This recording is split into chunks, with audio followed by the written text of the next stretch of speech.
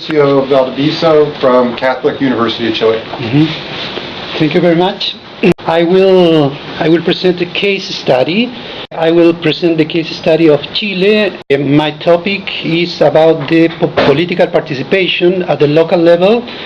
I will try to explain the context of Chile, and my presentation refers to citizen participation at the local level in this case, and the basic conditions, public instruments, the results from the perspective of the citizen participation, and proposals to improve it. This is a policy paper, and I would like to discuss, maybe to compare, maybe after that I will prepare a research design to test hypotheses. But now I would like to present the case. Well, my statement is that the country has conditions and several instruments that could be perfected to improve the citizen participation at the local level. Between 1990, it's important to know about the context, and today the Chilean government promoted a socio-economic participation for the exercise of civil, political, social, and economic rights. To improve the citizen participation, particularly important were the policies to decentralize, to strengthen local governments and increase citizen participation. Through legal reforms, the creation of new bodies and the budget policies, the government tried to accelerate the decentralizations. Today, the country has several instruments to stimulate the participation in all levels: the Chilean constitutions, laws, many procedures, budgeting process, not only electoral instruments of conventional participation, but too of direct democracy and many others. So one can affirm the Chilean government has developed numerous tools and real possibilities for citizen participation at the macro, middle, and micro levels. Therefore, there are at least three recognized problems. First, lack of budgeting and human resources in quantity as in quality, associated to bad distribution of the resources. Second, lack of coordination among different services. There is no framework or procedures to guarantee synergy in their activities. Third, there are problems in the organizational culture of these groups in the institutions. Frequently, one can observe lack of conditions among authority, lack of autonomy of the programs and services for citizen participation. Styles of the authorities determine priorities and changes. The continuity is difficult in this context. So the mentioned problems conspire against numerous initiatives and the quality of the participation, with results that the total impact of the efforts attempted by the state has been diminished. The correlate of this situation is low citizen participation and lack of trust in the institutions. I have in my paper many tables with surveys. I did prepare these surveys. I did apply these surveys, and according to the information of diverse surveys, the majority of the citizens have little or not interest in politics and public matters. The dispositions to talk or discuss politics is decreasing. The stock of participation in associational life tends to be low. A significant sector of society manifests low levels of interpersonal trust and trust in the institutions. All these indicators are correlated, and in the local level, the most important level, the municipalities in Chile, only 41.5% of people vote in city elections. Likewise, the majority of the people do not participate in the political and institutional life of the cities through ad hoc instruments and instances created during the last 22 decades. On the other hand, trust in municipal authority does not seem to be high. The main statement of my paper, this policy paper about the case of Chile, is Chile has conditions to improve the policies to participation at the local level. The country has numerous instruments, I explained, of participation that could be perfected and more integrated. My proposal consists on focusing efforts to consent on the standards of participation for the municipal level.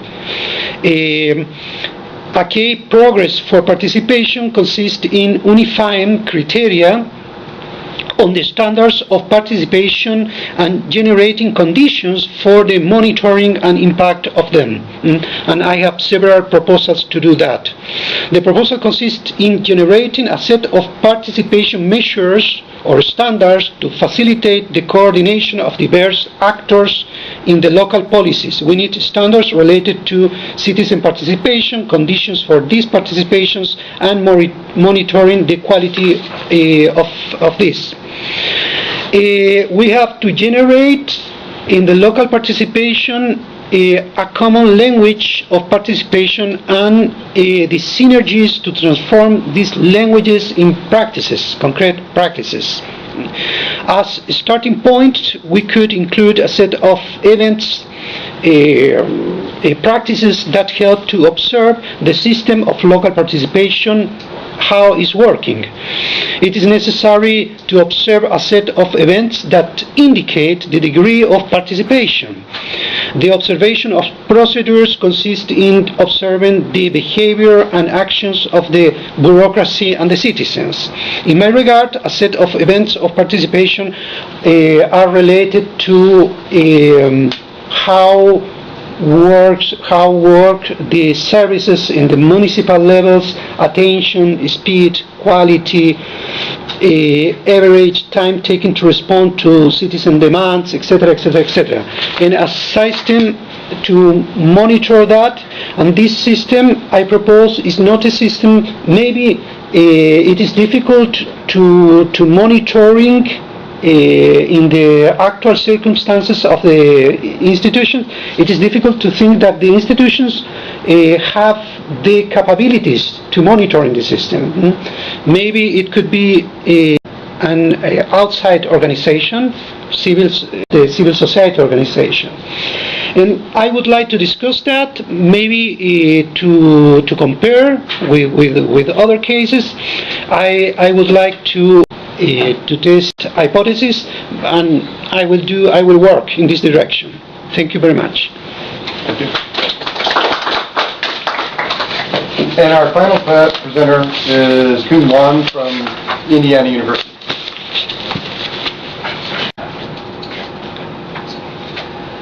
Patricio, again, I found this paper fascinating. 40% local government participation doesn't seem that off to me. I just voted in a city council election at 13% in my hometown, and my city council preferred city council candidate from my ward lost by 45 votes out of 600, and so 40%, is not. It's not as bad as most Americans are used to for local government elections. It does drive the question, though, of what struck me as missing in here, which is a discussion of the relationship among elections. Because in the U.S. context, probably the best predictor of local government turnout is whether or not another election is being held, state or particularly national, particularly presidential. Mm-hmm. There's still some roll-off. People will go vote for president and then not vote for their city councilman. But so some discussion of election timing might be another way to think about in your paper. The other thing, it would be great to have more information about the survey, because there are some big drops. Like I would guess, without seeing the standard deviations, I would still guess that there are several things, particularly in Table 1 and 2, where you see probably more than a 1 standard deviation drop in, let's see, participation, let's say, in religious organizations was one that really got me. From 2006 to 2007, Yeah. I'm sure you're seeing, and discussion about politics, again, you see roughly a 30% drop. That type of drop is either something fascinating to model that's kind of beyond just the normal local government participation, or it's a problem in the instrument, or it's something exogenous driving. Might be worth discussing and looking into those changes. The last thing, and you addressed it in your discussion, which was the need for comparative study, particularly the idea in the Western context, we often treat social capital as exogenous to government, or to a variety of government functions. But in here, it sounds like Chile is trying to almost manage social capital with departments of social organizations and things like that. Is that correct? Yes.